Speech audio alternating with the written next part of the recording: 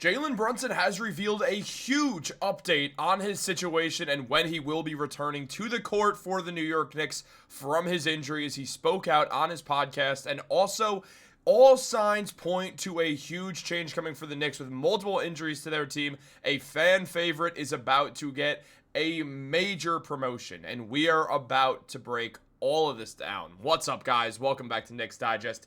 It's Chris here, and we're going to jump right into things as always. Happy Friday. If you guys are part of that 65% that's not subscribed to Knicks Digest, this is the place to be for all New York Knicks videos. On top of that, guys, if you're part of that 35%, thank you so much for the continued support. We're closing in on 13,000 subscribers, trying to get there before the end of March. Got a few days left. Guys, please subscribe if you're enjoying the content.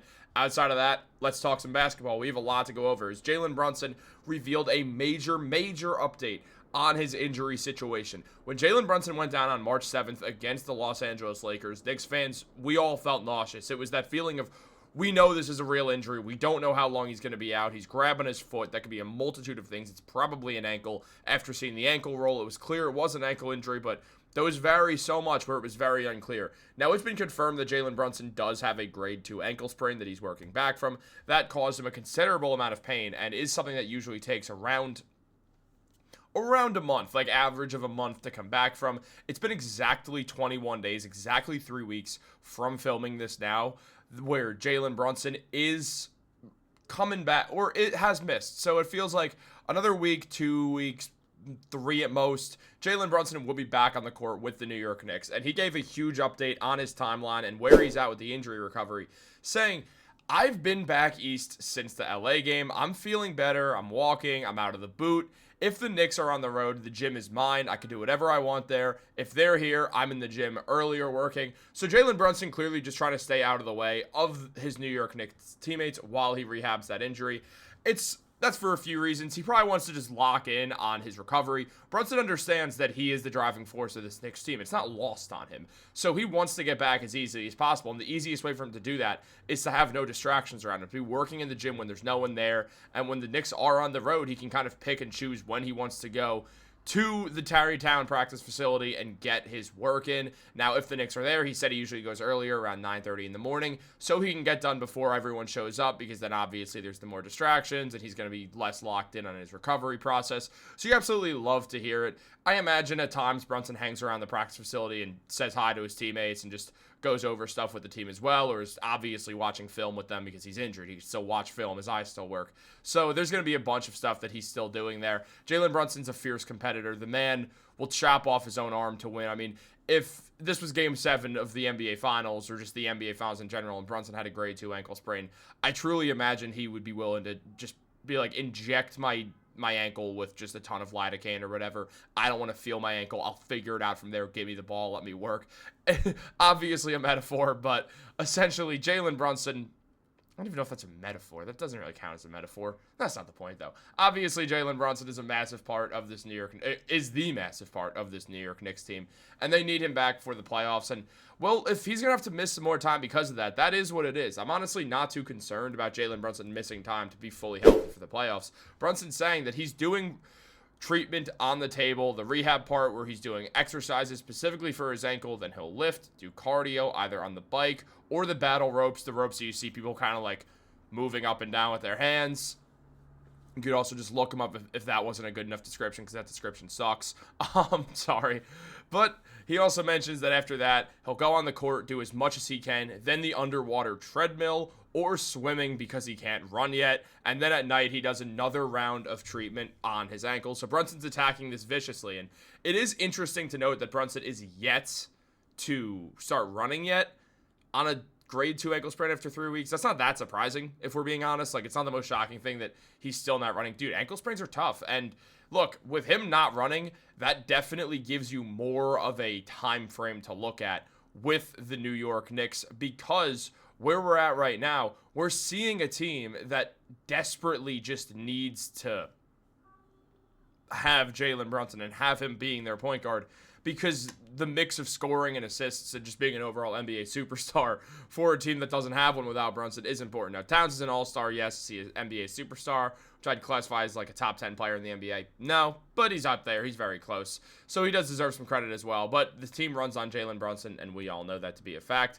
But without Jalen Brunson, you turn to the other guards. And guess what? 2 of them are injured. Deuce McBride and Cameron Payne are both injured for the next game as well, meaning Tyler Kolek will be getting his first ever NBA start, a very exciting thing to talk about. Deuce McBride and Cameron Payne each went down with injuries, and this is paving the way for the young Nick, Tyler Kolek, to get his first ever NBA start and to play a ton of minutes. Now, yes, DeLon Wright's there, and DeLon Wright very well could get the start, but it does feel like the Knicks would go with Kolek, who has been playing over DeLon Wright, at least thus far. Now, taking a look at all the point guards the Knicks have, Jalen Brunson is the leader, obviously. 26 points, 7.5 rebounds, 49% from the field, 38% from 3. The man's been phenomenal. There's no way around it. The Knicks need Jalen Brunson to succeed, and without him, they've turned to a few different guys. Tyler Kolek is now the newest guy to step up to the plate. Obviously, these numbers don't look good because, well, one, the height's wrong, as the comments mentioned. Also, separately, happy 24th birthday, Tyler. That's awesome. Very happy for you that you made it another year around the sun. So shout out Tyler Kolek. Hope he has a good birthday and hope he learns how to read. But 2 points per game, 1.3 assists, shooting 35% from the field and 32% from 3. The numbers don't look great, but he has been very good. It's just the fact of him not really getting these opportunities to play. Cameron Payne, who's averaging 7 points and 2.7 assists per game, he's doing solid off the Knicks bench, but now he's down with an ankle injury as well and will miss some time. And Deuce McBride, as we know, putting up 9.5 points, 2.5 rebounds, 3 assists, shooting 37% from 3. He's out for a bit of time as well with his groin, which now paves the way completely for Kolek to take over. Now, Kolek, over these last 3 games, he is only averaging 2 points per game, but he's averaging 8 assists. Kolek's passing has been awesome. He's had multiple 8-7 assist games. And look, he hasn't been shooting the ball well. I mean, 20% from the field, absolutely not what you want to see. 24.6 true shooting, not great. Free throw percentage, not great. But all these are in such limited numbers. Like, he's not really shooting the ball at all, that I'm not too concerned. The passing is such an excellent sign that Tyler Kolek is just a phenomenal playmaker, which the Knicks desperately need. And it's going to be interesting to see him in the starting lineup if Tom Thibodeau, which I fully expect him to do, if Thibodeau decides to start Tyler Kolek over DeLon Wright. Now, everything screams he will, because with Tibbs, it's just essentially one of those clear ladders of, like, if you're a starter, the 6th man goes to starter. If it's a guard, like it is in this situation, top 2 are down. Cameron Payne's next. He's up. He goes down. Then Tyler Kolek was playing after him, 4th. He was the 4th string. So now he'll be the starter. That's kind of how Tom Thibodeau rolls with every position as well. So we will see that. The only guy who really doesn't start, who has been backing up, is, for the most part, Precious Achiuwa won't start at center. Tibbs doesn't like doing that. But outside of that, that's kind of how he runs his teams. Look, I'm excited to watch Kolek start. I'm not really worried about the bad shooting numbers. I am excited about the assists. I think the assist numbers tell more than bad shooting. Bad shooting numbers happen from a few shots. Assists, 8 assists in a game is great. Because remember, it's not like every great pass he makes is leading to a basket. So very, very nice work by Tyler Kolek. I'm super, super excited to watch him play. That'll be fun. The man in the G League was awesome, putting up 18 points and 10 assists per game with 4.5 rebounds as well. So he's shown a lot of potential there, shooting 36% from 3 also. And with DeLon Wright, I mean, again, I feel like every time I talk about DeLon Wright, it just feels like I'm bashing him. I just don't think he should be on the Knicks. And I understand now they're out of guards, so now it's helpful. But still, like, you have a 5th string point guard. It doesn't make sense, man. I don't think he'll be on the Knicks forever. But right now, they're going to use him because they don't have any other options. And, well, DeLon Wright's averaging 1 point and 1 assist in the 7 games that he's played for the Knicks. Now, he's only averaging 5-point minutes in this span. He's only gotten 1 game with more than 10 minutes a night, or 10 minutes in a night, and that was last game against the Los Angeles Clippers, where DeLon took 1 shot, missed it, had 3 assists, and is a very, very good on-ball defender, which Tom Thibodeau likes. It's one of the reasons why the Knicks took on DeLon Wright, was the on-ball defense. It's the biggest reason why they did. But he hasn't really shown a ton for the Knicks. I think they'll use him sparingly here.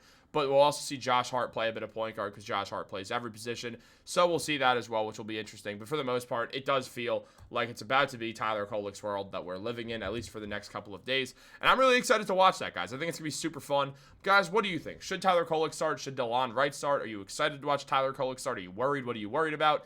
Let me know all your thoughts in the comments down below. I'll be sure to get back to you. I'll be getting on a plane. on Friday. I lied. I am filming this the day before. This is being filmed on Thursday. I'm getting on a plane tomorrow, so I'm going to have a ton of free time on my hands when I'm sitting at the airport. After I navigate the airport, which is going to be a hassle considering I've been on one plane trip in my life. Well, really two. I went there and back. But so we'll see what happens. I'm going to LA. Maybe I'll see Dario. I'll let you guys know what goes down. Guys, honestly, why would you guys care what I do in LA? I doubt you do. Who cares what some guy who talks with the Knicks is doing in LA? It's not going to be like, well, it's going to be fun, but like, it's not going to be like, I'm not some vlogger. How stupid of a statement was that? I'm a weird dude, man. Trying to have some fun on these videos. I'm making a ton of them, so while I'm in California, I don't have to film. Well, guys, hope you enjoyed. Have a great day, and go Knicks, man.